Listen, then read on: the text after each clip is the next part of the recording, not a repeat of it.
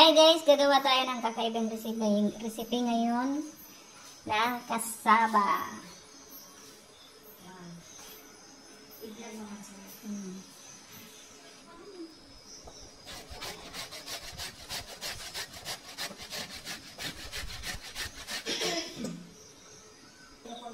Ayan na guys, tapos na natin kuskusin.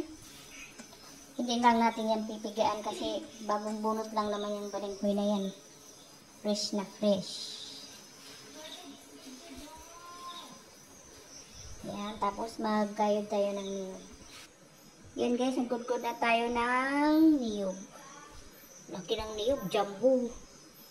Jumbo. Kudkod tayo para gata.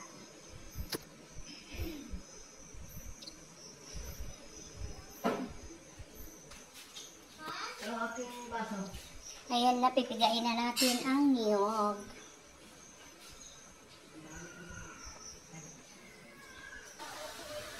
Ayan na, nilagay natin sa gata. Pag kumulo, ilagay natin ang sugar. Isang gata lang yan guys na malaki. Tapos 1 kilong balinghoy.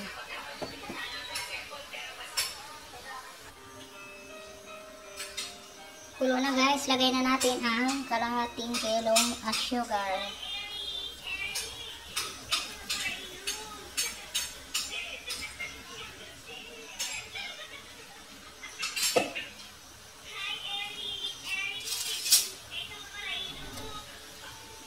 Mix mix.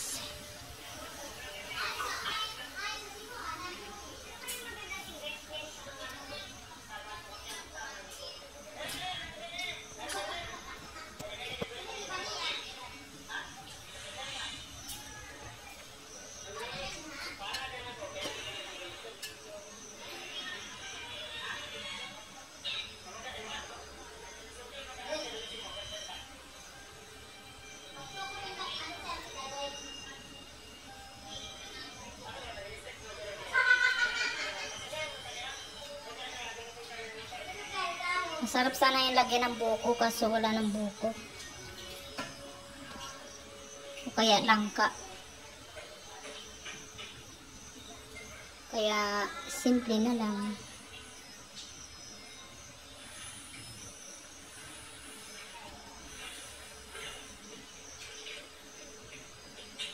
Lagyan na lang natin ng cheese sa ibabaw.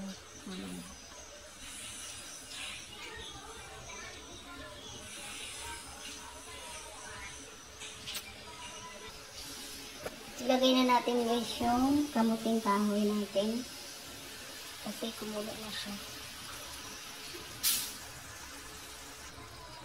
Yan, nalagay na natin. Lagay natin ng 1 dakot na asin. 1 dakot lang. Tapos i-mix natin.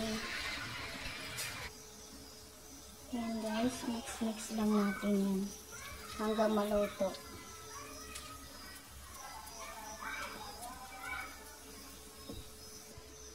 Ayan na guys, luto na siya. Ilalagay na natin sa bilao. Ito na yan.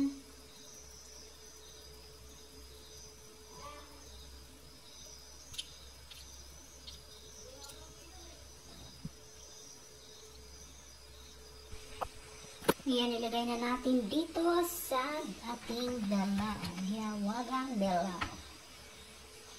Ayan. Lagay natin yan dyan guys. Ayan na guys, ang ating finished product. May cheese na siya sa ibabaw. Yummy, yummy, yummy!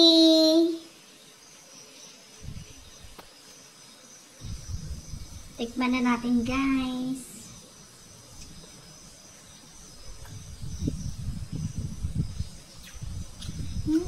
Nom nom, sarap. Yummy. Sarap guys, tayo na ito. Panoorin niyo lang yung video. Yum yum yum.